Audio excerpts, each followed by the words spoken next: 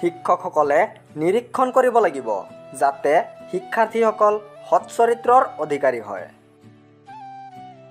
কলেজত সোমোৱা সহজ হৈছে, কিন্তু কঠিন হৈছে শিক্ষিত হোৱা। আদৰ্শ শিক্ষক সেইসকল যিসকলে শিক্ষাৰ্থীক চিন্তা কৰিবলৈ শিকায়।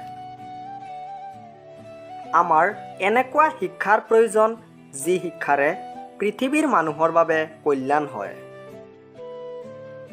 কোনো ব্যক্তিয়েই সম্পূৰ্ণ হ'ব নোৱাৰে যদি তাৰ মাজত যুক্তিবাদ তথা আধ্যাত্মিক বোধ জাগ্ৰত নহয়।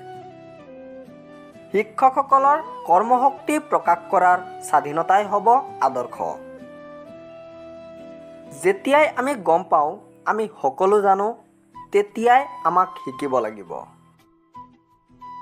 মানুহক ভাল কৰা, মানুহক মানুহ হিচাপে গঢ়ি তোলা আমাৰ সকলোৰে কৰ্তব্য। আৰু সেয়া যদি কৰিব বিচাৰোঁ তেনেহ'লে প্ৰেম বা ভালপোৱাৰ মাধ্যমেৰে কৰিব পাৰি। কিতাপৰ তাৎপৰ্য হ'ল আমাৰ সংস্কৃতিৰ মাজত সেতু নিৰ্মাণ কৰি তোলা। জীৱনৰ আনন্দ আৰু সুখ কেৱল মাত্ৰ জ্ঞান তথা বিজ্ঞানৰ দ্বাৰা সম্ভৱ। শিক্ষাৰ্থীৰ মাজত জ্ঞান বিলোৱাই শিক্ষকসকলৰ কাম নহয়। কল্যাণজনক কামসমূহৰ বাবে তেওঁলোকক উৎসাহিত কৰিব লাগিব।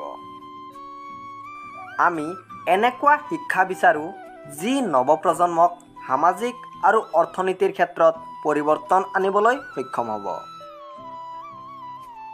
5 ছেপ্টেম্বৰত মোৰ জন্মদিন পালন কৰাৰ সলনি শিক্ষক দিৱস উদযাপন কৰিলেই মই বেছি আনন্দিত হ'ম।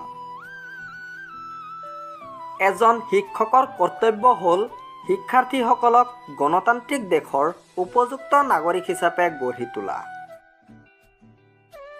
মনত ৰাখিব, মনৰ শান্তি আৰু বুদ্ধিমত্তা সময়ত নাহিলে বাহিৰৰ ব্যৱস্থাই কোনো সহায়তা নকৰে। শ্ৰেষ্ঠ কিতাপ নাইবা শ্ৰেষ্ঠ মানুহৰ সান্নিধ্যত থাকি যি জীৱন অতিবাহিত হয় সেই জীৱনেই উৎকৃষ্ট জীৱন। মৰমৰ বন্ধু-বান্ধৱীসকল, আশা কৰোঁ সৰ্বপল্লী ৰাধাকৃষ্ণদেৱে নিজ মুখে কৈ যোৱা শ্ৰেষ্ঠ বাণীসমূহ আপোনালোকৰ অলপ হ'লেও ভাল লাগিল।